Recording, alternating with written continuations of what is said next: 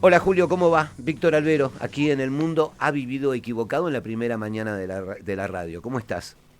Hola Víctor, ¿cómo estás? Buen día, saludos a la audiencia. Bien. Bueno, Julio, particularmente, ¿qué es lo que pasó en la Escuela 9 para que... Porque no queda muy claro en esta carta abierta que hemos conocido.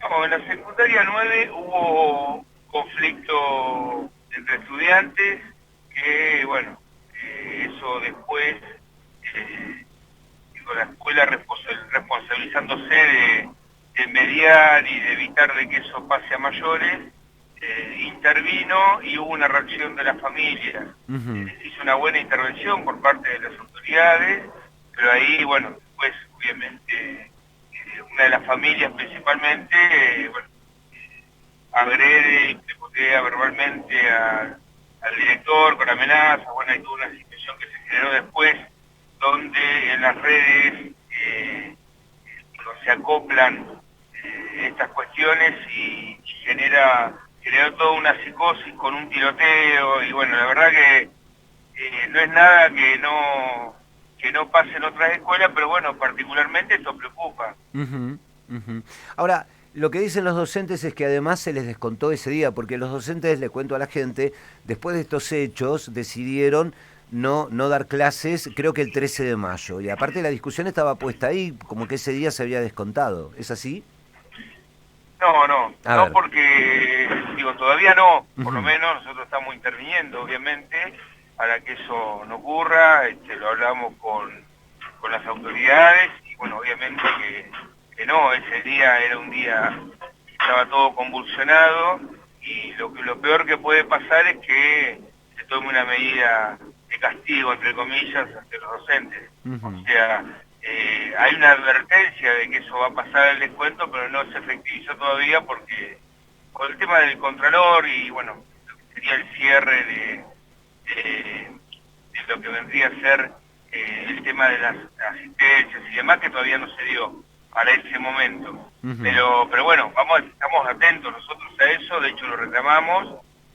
Esperemos que no ocurra, porque aparte no aporta nada tomar medidas de ese tipo, cuando en realidad lo que hay que hacer es tomar otras medidas que apunten a lo que nosotros sí venimos planteando desde el Frente Unidad Docente, nosotros en particular también, que tiene que ver con una serie de demandas, porque la verdad que esto no es un hecho aislado. Nosotros tenemos ya casi 9, 10 situaciones de violencia y de agresión hacia los docentes, hacia la escuela, en las cuales venimos interviniendo con denuncias, con asesoramiento a los compañeros, compañeras.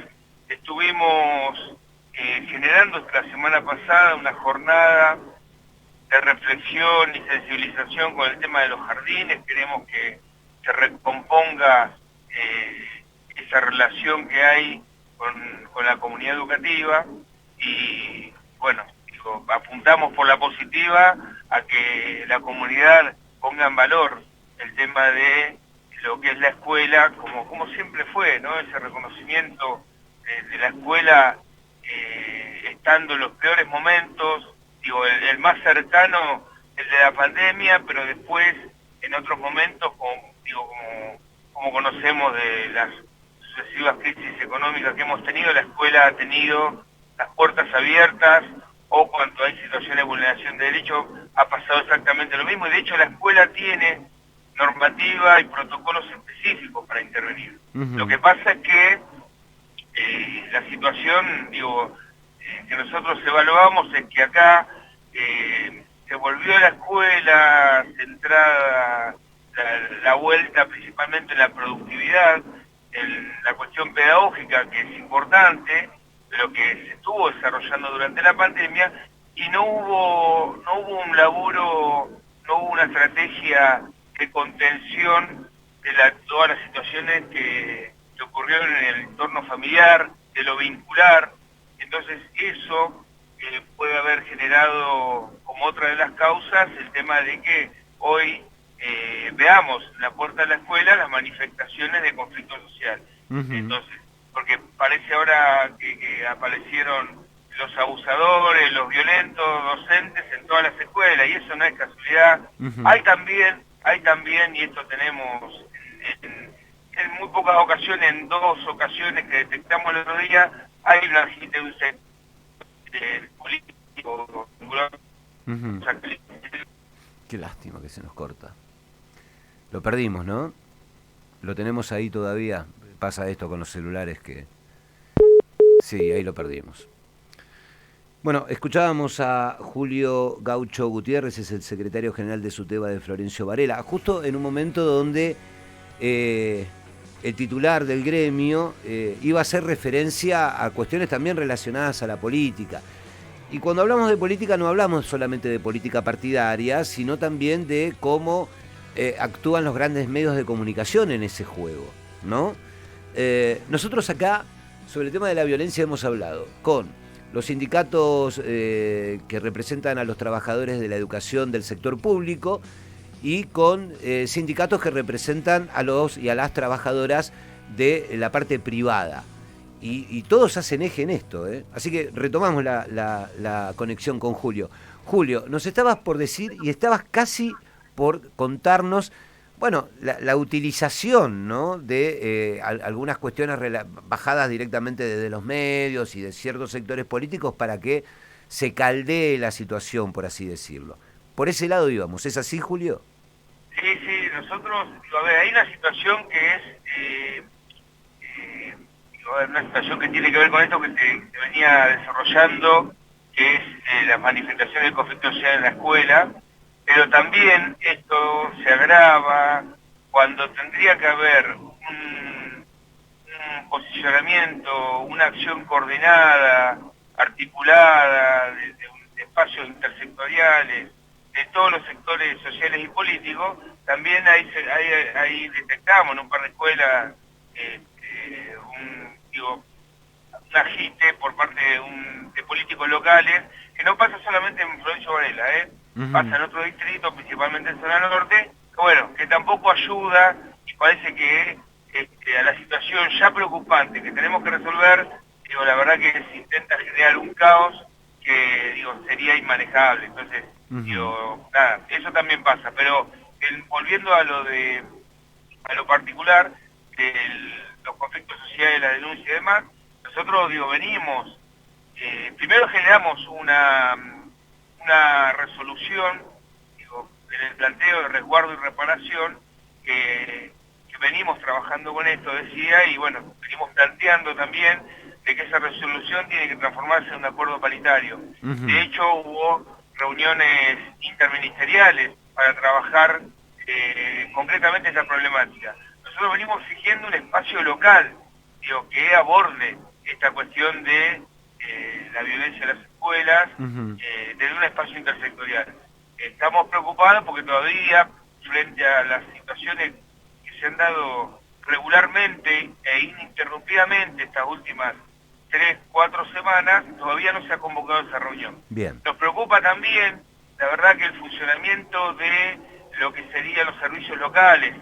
Hay situaciones que se han generado en algunas escuelas donde, nosotros no estamos diciendo que frente a una situación de vulneración de derechos de los pibes, que nosotros la asumimos plenamente en el marco de la ley 13298 en las escuelas, haya una denuncia por parte de las familias, por supuesto. Lo que estamos diciendo es que esas denuncias son sin fundamento y aparte en algunas ocasiones no ha intervenido como tendría que intervenir la dirección de NIES y los servicios locales, y eso nos preocupa, porque la verdad que esas cuestiones, cuando no se interviene, porque todos los actores que están en relación con niños, niñas, adolescentes, tendrían que intervenir frente a una vulneración de derechos y muchas veces no lo hacen, entonces eso cae en alguna otra institución que interviene. A veces se detectan situaciones en un centro de salud, se detectan situaciones en una organización que van a niñez o a los servicios locales y no se terminan de resolver y caen en la escuela. Y entonces, se genera una cuestión que necesita una articulación inmediata y una intervención coordinada, protocolos, dispositivos, para que justamente, primero porque se preserve la situación de ese niño o niña, como ha pasado en estos casos, porque tenemos una situación en la escuela donde se denuncia a una docente que está hace 20 años, que tiene un reconocimiento, una legitimidad en las escuelas, pero digo, queda en la denuncia y no se ve, no se avanza y no se aborda la situación de vulnerabilidad concreta que sí hay en ese pibe y que en el 90% de los casos es el contexto intrafamiliar. Entonces, lo que queda detrás de la denuncia oculto es justamente la vulneración del pibe. Entonces estamos trabajando sobre eso y bueno, obviamente exigiendo acciones que apunten a empezar a resolverlo, ¿no? Bien, la última, y ya estamos sobre el cierre de la nota porque se viene el programa encima. El tema gas en Florencio Varela, ¿cómo viene en las escuelas? Y las escuelas vienen con aproximadamente 7 años de, por lo menos, inacción o abandono en cuanto a ese sentido. A ver, nosotros tuvimos el último año y medio, 2 años de Scioli, que hubo una especie de ajuste, no hubo el financiamiento que tendría que haber habido. Después nos cae el gobierno de María Eugenia Vidal, que directamente ahí se redujo el presupuesto en lo que es infraestructura escolar en un 75%, paulatinamente, avanzando en ese sentido hacia el ajuste y la reducción. Eso obviamente en el gobierno Scioli teníamos por lo menos espacios paritarios donde íbamos planteando estas cuestiones. En el gobierno de Vidal se cerraron las puertas, no hubo ningún tipo de articulación, nos recibía la reja. Siempre recordamos unos días antes, no llegaba una semana antes, que fuimos a hacer una jornada, un carpetazo a la gobernación y nos recibió una reja con un candado. En ese carpetazo iba un relevamiento de toda la provincia, entre ellas la Escuela 49 de Moreno. A los pocos días vuela por el aire los compañeros de Moreno por la desidia del gobierno de Vidal. Después tuvimos 2 años de pandemia, que la verdad que empeoraron las condiciones de las escuelas y las escuelas no estuvieron habitadas. Entonces hoy estamos viviendo las consecuencias de eso. Hay un aumento importante en el financiamiento, pero la verdad que no llegan las respuestas a todas las escuelas. Tenemos por lo menos 10 obras necesarias para esas escuelas que no tienen gas, que son necesarias, importantísimas, y que están, se dio el financiamiento, pero no se resuelve todavía. Tenemos otras 15 escuelas, 20 escuelas que están todavía esperando, está en proceso, pero están esperando la parte de lo que significaría la prueba de hermeticidad, el encendido de estufas y la reparación. Hay 120 estufas, porque cuando se hacen estas pruebas por parte del Consejo Escolar, hay estufas que tienen que anularse, entonces hay que reemplazarlas. Hay 120 estufas, 130 estufas que es necesario reponer. Entonces, la verdad que estamos viviendo las consecuencias de esos años de desfinanciamiento, de abandono, y bueno, Coca-Cola, que en el gobierno de María Eugenia Vidal había un fondo específico que se llamaba Fudiegas. Ese fondo fue eliminado directamente. Entonces, la verdad que las consecuencias las estamos padeciendo, pero nosotros obviamente planteamos que esas consecuencias no pueden caer en la espalda de los pibes, los docentes, los auxiliares. Entonces hay protocolos, hay criterios establecidos en los lineamientos para la presencialidad en el marco de la resolución 245, que bueno, tienen que respetarse. Entonces la escuela que no tiene calefacción tiene que adecuar la jornada escolar a estas condiciones. Entonces se está trabajando y esto fue refrendado también, esto para decirlo, en el acta de la UEGD que se hizo hace 2 semanas. Entonces,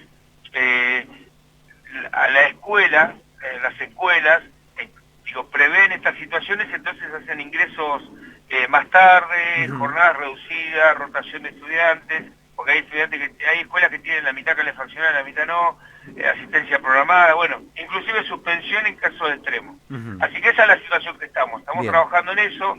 Llegaron 16 millones la semana pasada, pero bueno, estamos detrás de que pueda resolverse la situación de todas las escuelas. Más que claro, Julio, te agradecemos este contacto telefónico, te mandamos un abrazo. Dale, Víctor, un abrazo grande a todos.